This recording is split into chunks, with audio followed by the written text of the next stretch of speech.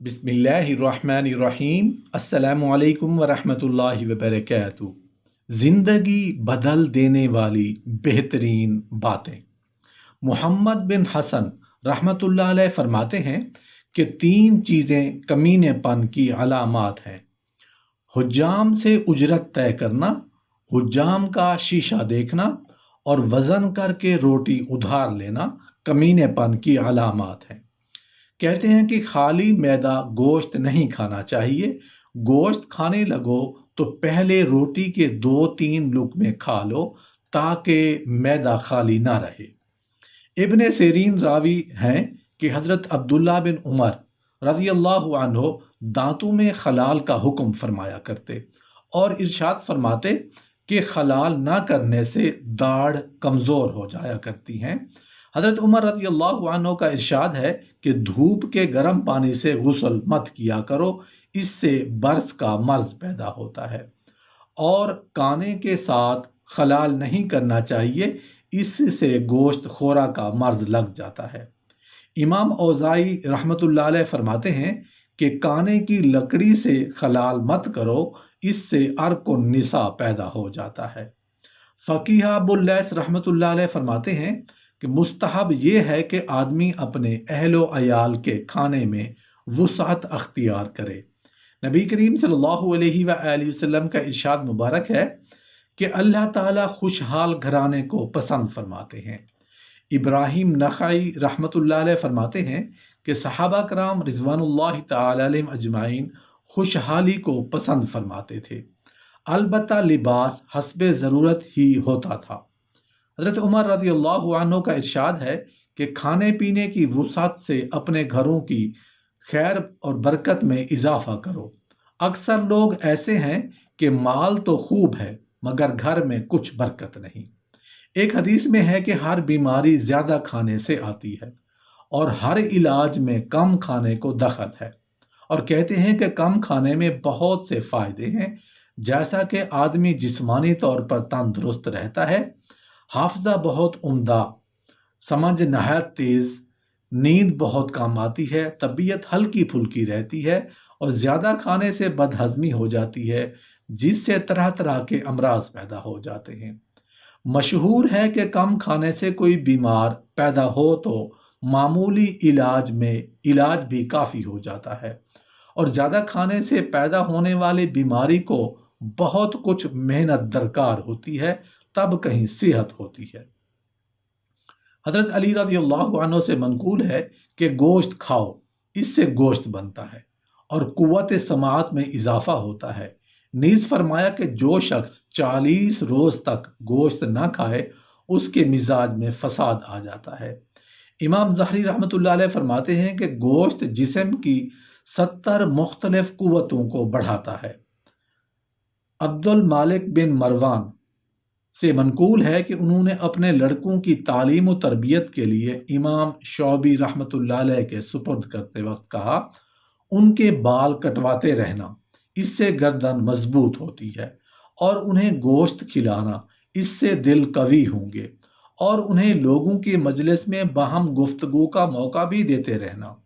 और हमेशा गोश्त खाने को नापसंद इसलिए समझते थे कि हज़रत आयशा सिद्दीक़ा रज़ियल्लाहु अन्हा का इरशाद है, ए बनी तमीम, हमेशा गोश्त खाने से बचो कि इसमें भी शराब की तरह नशा और आदत हो जाती है।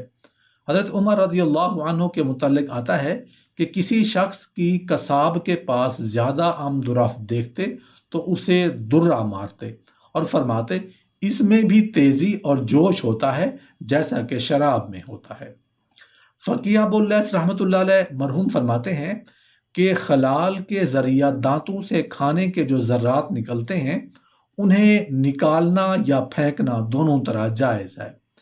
रिवायत में यूं ही आया है, हज़रत अबू हुरैरा रज़ियल्लाहु अन्हु रावी हैं कि नबी करीम सल्लल्लाहु अलैहि वसल्लम ने इरशाद फरमाया, जो शख्स खाना खाता है फिर खलाल के ज़रिया जो कुछ दांतों से निकाले उसे फेंक डाले और ज़ुबान के ज़रिया कुछ निकले तो निगल ले, ऐसा करना अच्छा है।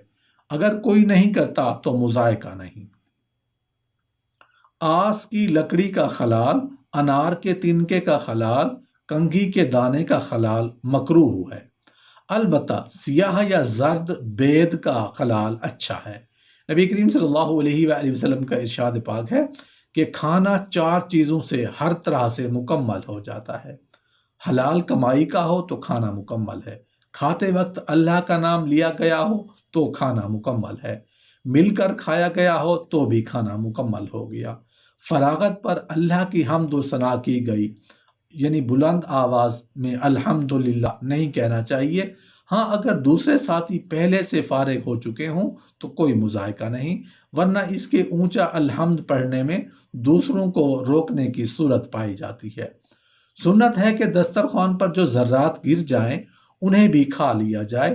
حجاج سلمہ کہتے ہیں کہ رسول اللہ صلی اللہ علیہ وآلہ وسلم نے ارشاد فرمایا کہ جو شخص دسترخوان کے گرے پڑے ذرات کو کھا لیتا ہے وہ ہمیشہ رزق کی فراخی میں رہتا ہے، اور اس نے اپنی اولاد کا اور اولاد کی اولاد کا حق ادا کر دیا۔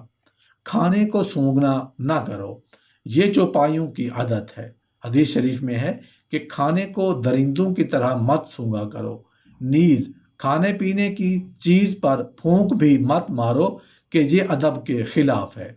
حضرت ابن عباس رضی اللہ عنہ نبی کریم صلی اللہ علیہ وآلہ وسلم سے نقل کرتے ہیں کہ آپ نے برتن میں پھونک مارنے اور سانس لینے سے منع فرمایا ہے۔ حضرت سلمان فارسی رضی اللہ عنہ فرماتے ہیں کہ میں نے تورات میں پڑھا تھا کہ کھانے سے پہلے ہاتھ دھونا برکت کا عمل ہے۔ میں نے اس کا تذکرہ نبی کریم صلی اللہ علیہ وآلہ وسلم کی خدمت میں کیا تو آپ صلی اللہ علیہ وآلہ وسلم نے ارشاد فرمایا کہ کھانے سے قبل اور بعد ہاتھ دھونا باعث برکت ہے۔ فقیہ ابو اللیث رحمۃ اللہ علیہ فرماتے ہیں کہ کھانا تیز گرم نہیں کھانا چاہیے۔ نبی کریم صلی اللہ علیہ وآلہ وسلم کا ارشاد گرامی ہے کہ کھانے کو ٹھنڈا کر لیا کرو کہ گرم کھانا برکت والا نہیں ہوتا۔ شروع دن میں اور مغرب عشاء کے درمیان سونا مکروہ ہے اور دوپہر کو مستحب ہے۔ حضرت ابن عباس رضی اللہ عنہ سے روایت ہے کہ انہوں نے اپنے کسی لڑکے کو صبح میں سوتے دیکھا، اسے پاؤں کی ٹھوکر مارتے ہوئے فرمایا، اٹھ جا، تجھے سونا نصیب نہ ہو، کیا تو ایسے وقت میں سو رہا ہے جب کہ رزق کی تقسیم ہوتی ہے؟ کیا تو نے نہیں سنا کہ یہ وہی نیند ہے جس کے متعلق اہل عرب کہا کرتے ہیں کہ اس سے کراہت، سستی، بڑھاپا اور ضروریات کا نسیان پیدا ہوتا ہے۔ پھر فرمایا نیند کی 3 قسمیں ہیں، ایک نومۃ الخلق، دوسری نومۃ الخرق، تیسری نومۃ الحمق۔ پہلی نیند دوپہر والی ہے کہ اس میں حسن اور مسنون عادت ہے، دوسری چاشت کے وقت کی، یہ سونے والے کے گھر کو برکت سے خالی کر دیتی ہے اور عقل میں کمی فتور کی علامت ہے۔ الخرق کم عقلی کو ہی کہا جاتا ہے۔ تیسری دن کے آخری حصے کی ہے کہ اس وقت احمق سوتا ہے یا بے ہوش یا مریض۔ فقیہ ابو اللیث رحمۃ اللہ علیہ فرماتے ہیں کہ جب سونے کا ارادہ کرو تو بہتر یہ ہے کہ باوضو سویا جائے۔ نبی کریم صلی اللہ علیہ وآلہ وسلم کا ارشاد ہے کہ جو شخص طہارت کی حالت میں سوتا ہے ایک فرشتہ اس کے ساتھ رات گزارتا ہے، اسے رات میں ایک گھڑی کے لیے بھی جاگ آتی ہے تو دعا کرتا ہے، اے اللہ اپنے فلاں بندے کی مغفرت فرما کہ اس نے طہارت کی حالت میں رات بسر کی ہے۔ اگر ہو سکے تو انسان کو ہمہ وقت باوضو رہنا چاہیے۔ رسول اللہ صلی اللہ علیہ وآلہ وسلم نے حضرت انس بن مالک رضی اللہ عنہ سے ارشاد فرمایا کہ اگر تجھے بحالت وضو موت آئی تو شہادت کی فضیلت سے کم نہیں۔ اور ہمیں یہ بات پہنچی ہے کہ اللہ تعالیٰ نے حضرت موسیٰ علیہ السلام سے فرمایا کہ اے موسیٰ اگر تجھے کوئی آفت آ جائے جبکہ تیرا وضو نہیں تو اپنے نفس کو ہی ملامت کرنا چاہیے۔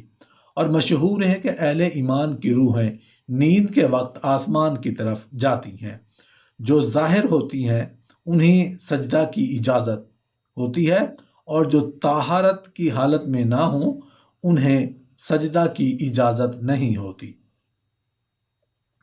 مشہور مقولہ ہے کہ 8 قسم کے لوگ اپنی توہین دیکھیں تو اپنے کو ہی ملامت کریں۔ بلائے بغیر دعوت پر جانے والا، صاحب خانہ پر حکم چلانے والا، دشمنوں کی بھلائی چاہنے والا، کمینوں سے کرم طلب کرنے والا، دو ہم کلام شخصوں میں بلا اجازت دخل دینے والا، حاکم کی توہین کرنے والا، ایسی جگہ پر بیٹھنے والا جس کا وہ اہل نہیں، ایسے لوگوں سے بات کرنے والا جو اسے سننے کو تیار ہی نہیں۔ مشہور ہے کہ راستوں پر بیٹھنا اور لوگوں کی دکانوں میں گپ لگانے کو بیٹھنے میں مروت نہیں۔ کسی دانا سے پوچھا گیا کہ مروت کسے کہتے ہیں؟ فرمایا، گھر کا دروازہ کھلا رکھنا، کھانا کھلانا، لوگوں کی ضروریات کے لیے مستعد اور تیار رہنا۔